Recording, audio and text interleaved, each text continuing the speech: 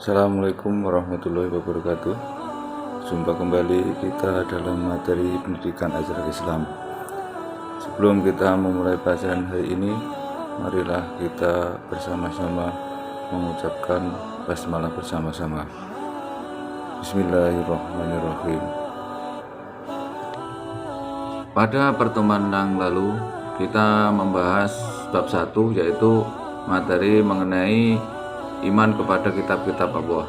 Pada kesempatan kali ini kita akan belajar bab 2, yaitu menghindari minuman keras, judi, dan pertengkaran.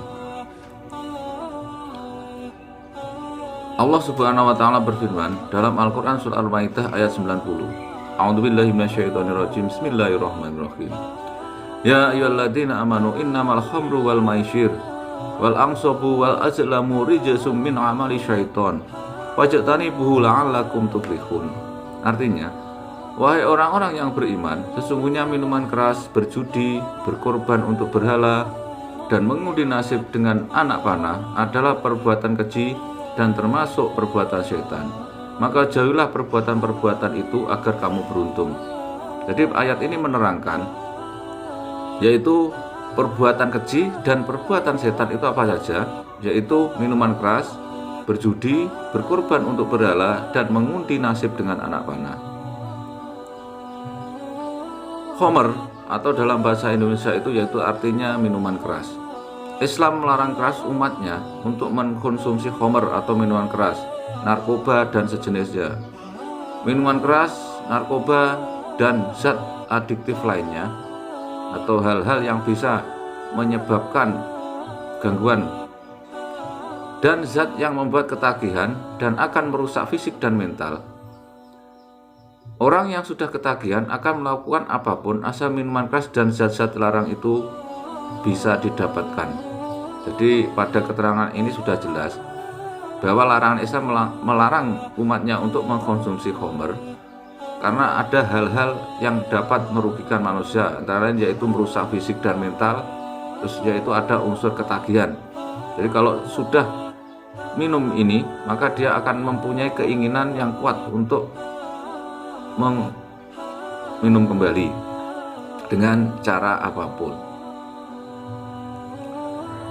Hadis Nabi ngan Abi Umar radhiyallahu anhu anna Nabiy sallallahu alaihi wasallam qala kullu muskirin khamrun wa kullu muskirin haramun. Dari Ibnu Umar radhiyallahu anhu bahwasanya Nabi sallallahu alaihi wasallam bersabda, setiap hal yang memabukkan itu khamr, dan setiap yang memabukkan itu haram. Jadi segala sesuatu yang menyebabkan mabuk itu namanya khamr, apapun bentuknya. Dan yang memabukkan itu perbuatan haram. Jadi kalau orang sudah mabuk itu hukumnya atau perbuatan yang haram. Kenapa khamr dilarang dalam Islam? Yang pertama yaitu minuman khamr adalah perbuatan keji dan perbuatan setan. Ini tadi disebutkan dalam surah Al-Maidah tadi. Karena apa? Kalau sudah minum khamr ini dalam hatinya akan tertanam jiwa permusuhan dan kebencian antar sesama manusia. Karena apa? Hatinya sudah kerasukan, yaitu perbuatan setan tersebut. Yang kedua, meminum khamr akan menghalang-halangi ingat Allah Subhanahu wa taala. Hal ini dikarenakan orang yang minum khamr akan hilang kesadarannya. Yang ketiga, yaitu Islam melarang umatnya untuk merusak diri sendiri dengan minum khamr dan mengkonsumsi narkoba.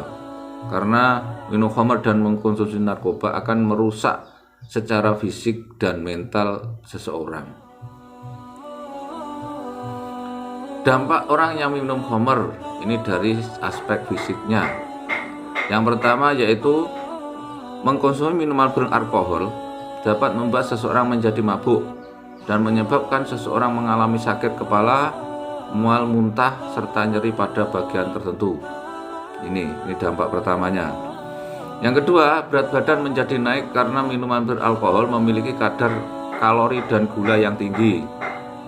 Yang ketiga, semakin sering dan semakin banyak jumlah alkohol yang dikonsumsi, semakin besar risiko terjangkit penyakit kanker, penyakit jantung, gangguan pernapasan, dan gangguan pada organ hati. Yang keempat, menurunnya kekebalan tubuh dan tubuh dapat dengan mudah terserang infeksi atau gampang terkena penyakit.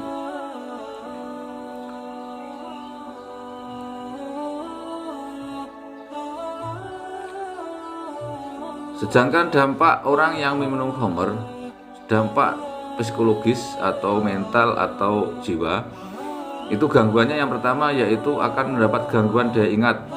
Gangguan ingatan biasanya merupakan ciri awal yang menonjol, jadi dia mudah lupa. Yang kedua, orientasi, karena daya ingat adalah penting untuk orientasi terhadap seseorang atau mendeteksi atau mencirikan itu orientasi itu terhadap orang, waktu, dan tempat. Orientasi dapat terganggu secara progresif selama perjalanan penyakit demensia. Penyakit demensia yaitu penyakit penurunan daya ingat dan cara berpikir. Yang ketiga, perubahan kepribadian yang jelas, yaitu orang yang meminum khamr ini biasanya yaitu mudah marah dan marahnya itu meledak-ledak. Yang keempat yaitu gangguan bahasa. Kesulitan berbahasa ditandai oleh cara berkata yang samar-samar, stereotipik, tidak tepat, atau berputar-putar. Jadi kalau ngomong tidak langsung to the point, tapi merancau kemana-mana. Ini 10 dampak negatif alkohol bagi kesehatan menurut Kementerian Kesehatan Republik Indonesia, yaitu pertama yaitu menyebabkan kerusakan saraf, yang kedua menyebabkan gangguan jantung, yang ketiga mengganggu sistem metabolisme tubuh, yang keempat mengganggu sistem reproduksi, jadi artinya di sini orang akan mandul, tidak punya keturunan. Yang kelima menurunkan kecerdasan, yang keenam menyebabkan kenaikan berat badan, yang ketujuh mengganggu fungsi hati, yang kedelapan menyebabkan tekanan darah tinggi, yang kesembilan menyebabkan ketidaknyamanan dalam tubuh, yang ke-10 yaitu memperpendek usia seseorang. Selanjutnya, bagaimana cara kita menghindari minuman keras sesuai yang dianjurkan dalam Islam? Yang pertama, mendekatkan diri kepada Allah Subhanahu wa taala dan selalu ingat terhadap tujuan hidup kita. Apa tujuan hidup kita? Yaitu untuk beribadah kepada Allah. Karena apa? Setiap perbuatan kita di dunia itu, baik yang baik dan yang buruk, nanti akan dimintai pertanggungjawabannya. Jadi kalau perbuatan baik akan mendapatkan balasan berupa kenikmatan, kalau yang menjalankan perbuatan maksiat atau dilarang Allah akan mendapatkan siksa. Yang kedua, menjaga diri kita dari hal-hal yang sekiranya merusak dan tidak berguna bagi diri sendiri atau orang lain. Jadi kita melakukan hal-hal yang itu bermanfaat bagi diri kita dan orang lain. Yang ketiga, dapat membedakan mana yang boleh dilakukan dan mana yang tidak boleh dilakukan. Jadi dalam diri kita atau dalam hati kita itu sudah ada namanya hati nurani. Jadi itu bisa kita jadikan tolak ukur perbuatan kita boleh dilaksanakan atau tidak. Yang keempat, menanamkan sifat yang baik dan memberi contoh yang baik pada anggota keluarga agar tidak terjerumus pada minuman keras dan pergaulan yang tidak wajar. Yang kelima, memilih teman yang baik. Jadi di sini artinya bukan kita menjauhi orang teman yang tidak baik, tidak, tapi kita menjaga diri. Jadi tetap kita kumpuli, tapi sebatas saja, tidak berkumpul secara berteman dengan secara berlebih-lebihan. Demikian materi pertemuan pada kesempatan ini. Untuk materi mengenai perjudian dan pertengkaran akan kita bahas pada pertemuan yang akan datang. Mudah-mudahan video pembelajaran kali ini bisa bermanfaat dan bisa dipahami. Dan untuk menutup pertemuan kali ini, marilah kita membaca hamdalah bersama-sama. Alhamdulillahirabbil alamin. Demikian, assalamualaikum warahmatullahi wabarakatuh.